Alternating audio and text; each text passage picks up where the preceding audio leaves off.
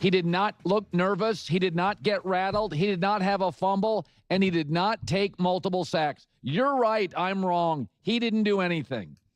For the record, the last 8 Super Bowl winning quarterbacks, only one threw for over 300 yards, Mahomes.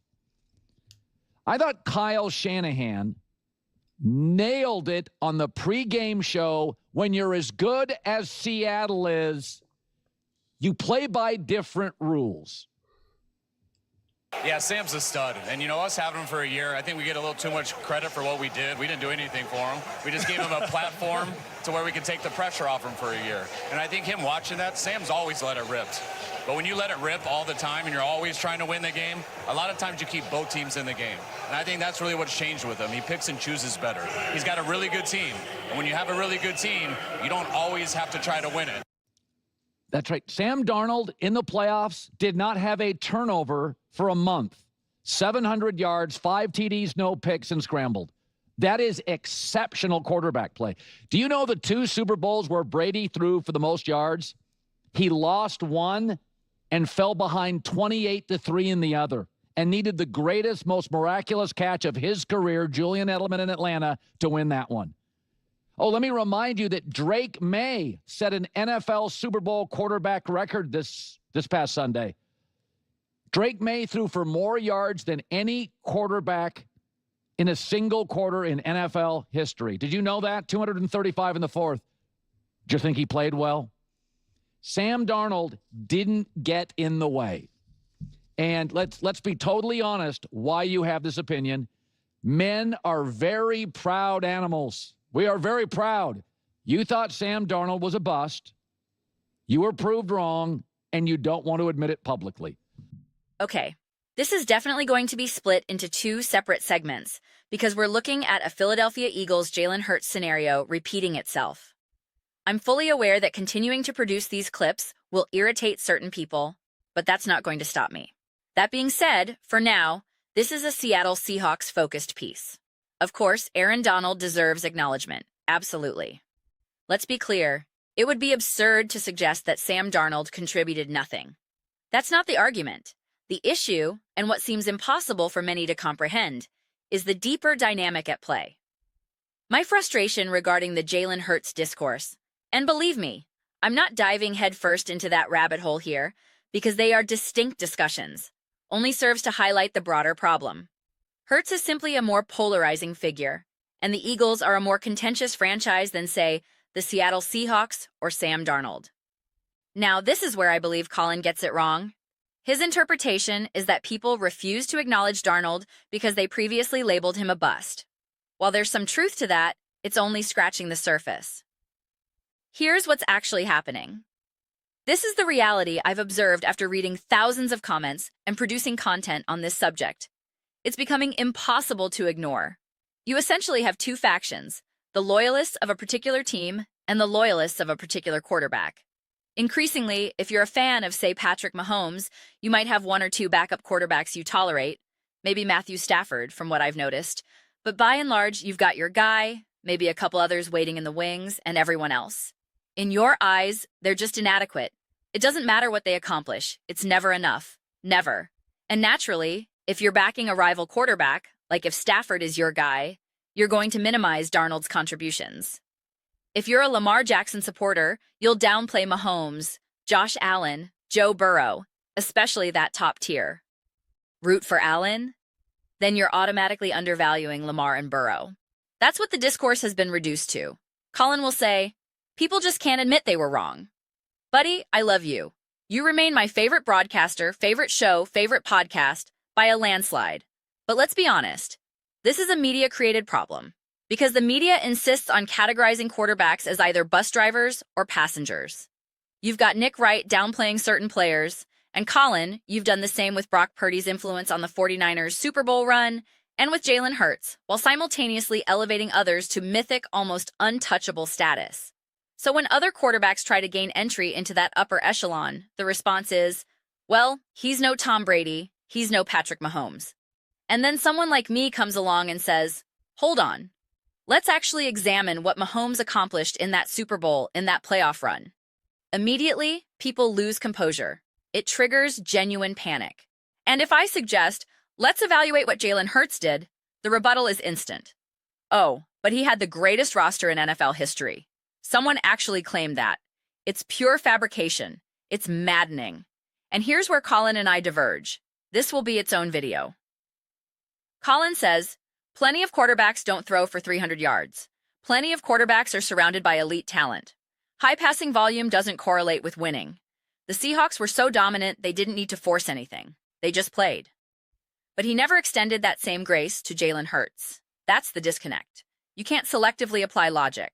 So I apply it evenly. I extend it to Sam Darnold, to Jalen Hurts, to Brock Purdy. And I'll also acknowledge that Purdy didn't play enough in that Super Bowl. That's fine. He performed adequately. He needed to do slightly more, and the outcome might have shifted. This is where nuance enters. It's not binary. It's not all or nothing. Just as in my discussions about Mahomes in those Super Bowls, he wasn't exceptional. He made some impressive plays. He had flashes. But let's stop pretending he's been historically flawless or larger than life, because that's simply inaccurate. That doesn't make him bad. That doesn't strip him of the credit he's due. The fixation on credit is odd in itself. Mahomes is the quintessential case study. When he wins, it's entirely attributed to him. When he loses, it's everyone else's fault. Coaching, offensive line, receivers, it's unequivocal. They deflect entirely. But in victory, the supporting cast is rendered invisible. Oh, he won with Tyreek Hill and Travis Kelce. Right. Now, when a quarterback lacks a massive fan base, like Sam Darnold, there aren't enough counter voices to challenge the dominant negative narratives.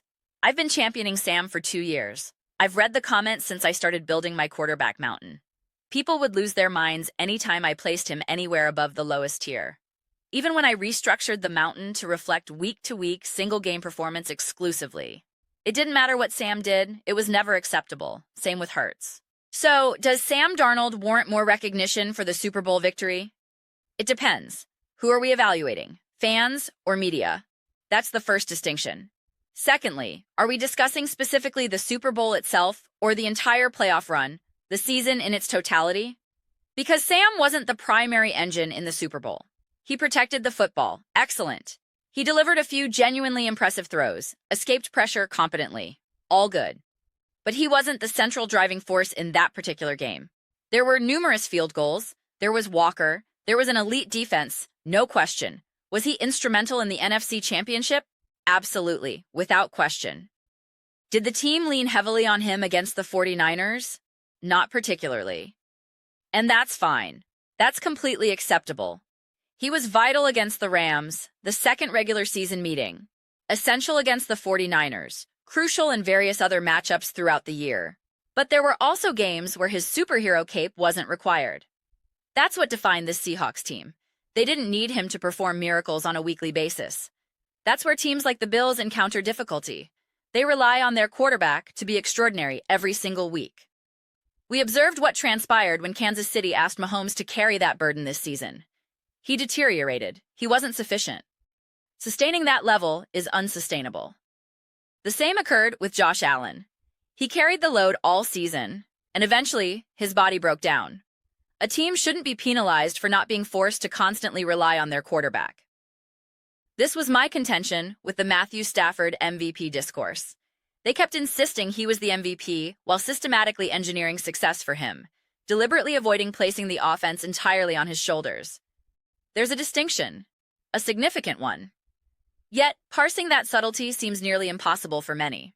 Nevertheless, I maintain Sam Darnold deserves substantial credit for the entirety of that run, the collective journey. And again, this is what I continuously emphasize.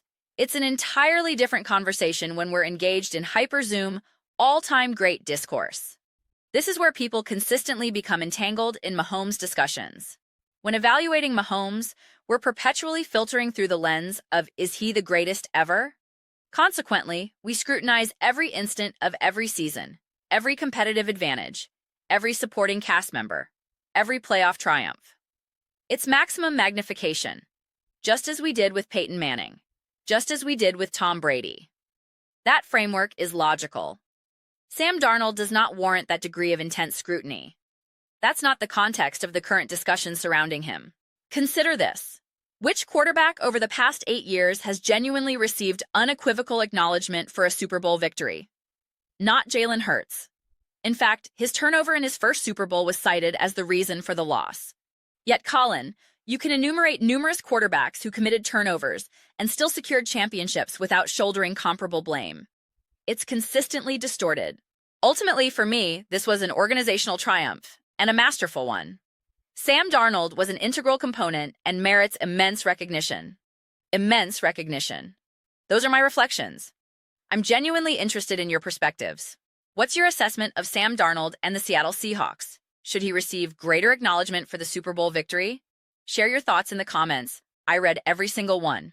Whether alignment or opposition exists, let's engage in substantive dialogue.